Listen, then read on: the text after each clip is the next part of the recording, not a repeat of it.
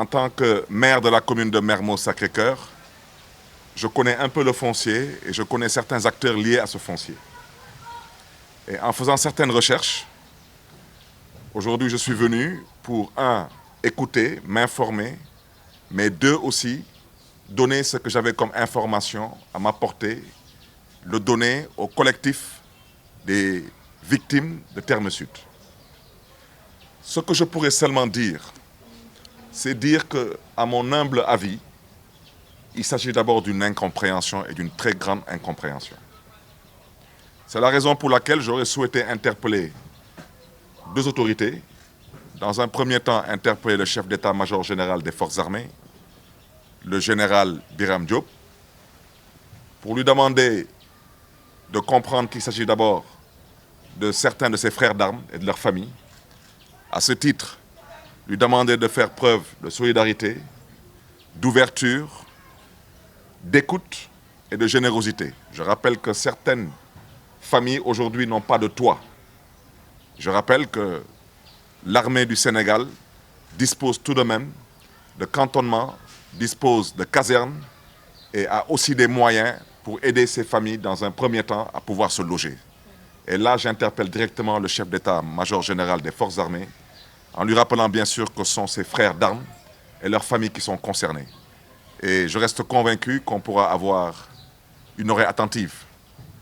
Et dans ce sens, je souhaiterais dire aussi en tant que maire de la commune de Mermoz-Sacré-Cœur que j'ai proposé à ce collectif de mettre à leur disposition dans un premier temps le centre socio-culturel de Sacré-Cœur 1 pour qu'ils puissent y loger ceux d'entre eux qui n'ont pas encore trouvé un endroit pour se loger, en attendant, bien sûr, qu'on trouve une solution heureuse à cette situation parce qu'il y va de l'intérêt de tous et surtout de l'intérêt du chef de l'État, qui, je le répète, est le chef suprême des armées et aussi est le père de la nation.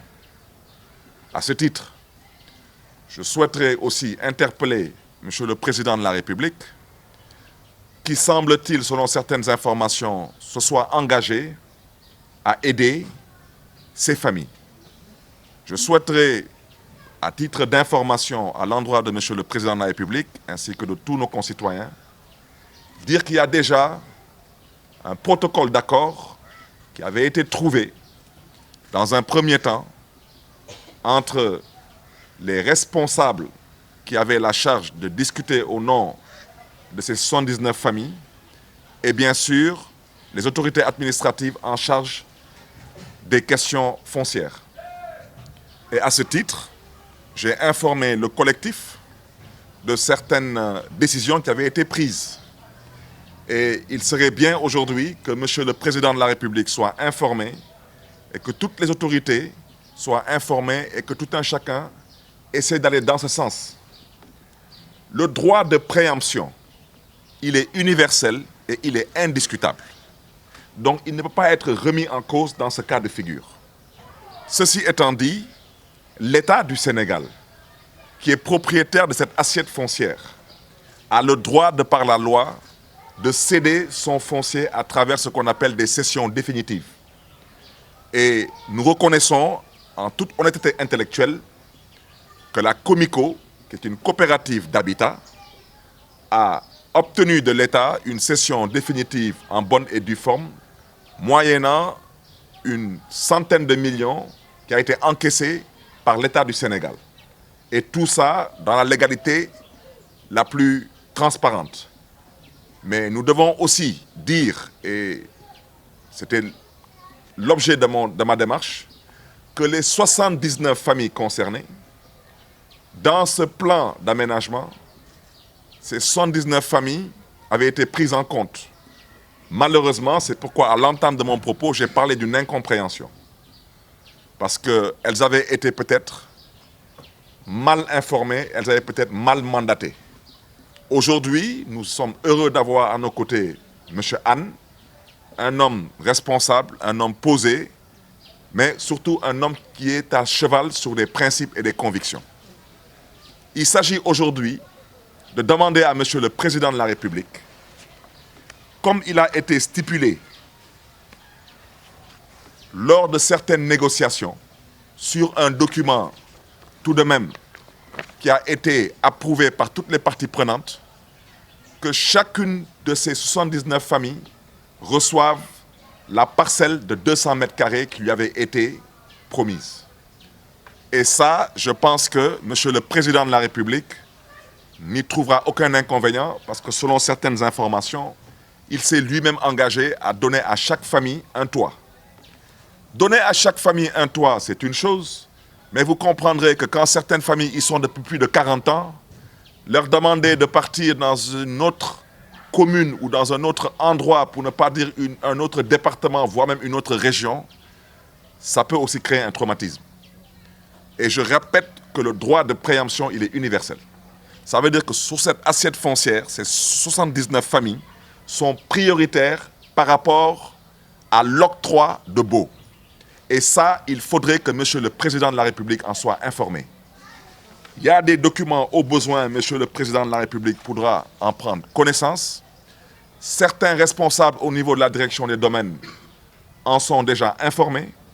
Ça n'a rien à voir avec ce qui a déjà été attribué à la coopérative de l'armée. Et ça n'a aussi rien à voir avec ce que, éventuellement, la commission de contrôle des opérations domaniales logée au niveau de la direction des domaines peut éventuellement se permettre d'attribuer à des personnes physiques ou morales.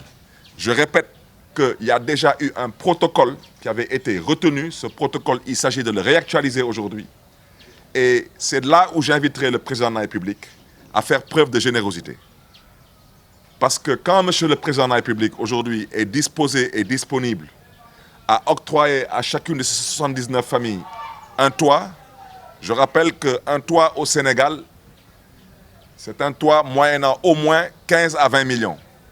Ces familles, ce sont des familles aujourd'hui à la tête desquelles on retrouve des retraités, on retrouve des blessés de guerre, ou on retrouve des veuves, donc des personnes qui n'ont pas accès à des prêts bancaires.